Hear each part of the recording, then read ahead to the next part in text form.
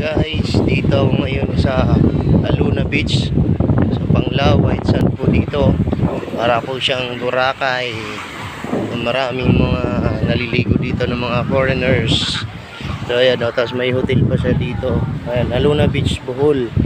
Dito ako ngayon sa Bohol, sa Panglao. Tapos andito kami sa beach. Ang pangalan ng beach ay Luna Beach. So ayan, maraming nagsiswimming dito guys. Ayan.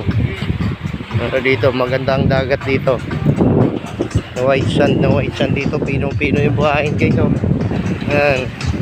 Tapos may ano pa dito, pwede kayong mag video okay dito guys, dito sa Henan hotel yan, hotel. Tapos may swimming pool doon, ang daming mga foreigner dito. Pinagkagala lang ako dito. Ayan sila, nagsiswimming sila dito, ang dami nila dito. Ayan. Gusto nila, nagbibilad sila sa buhangin sila guys. Yun, malawak tong ano na to, beach hanggang dun, grabe. Tapos meron pa sa gitna, pwede kami mag-artila ng bangka dyan ayun, nag-artila yung iba ng bangka.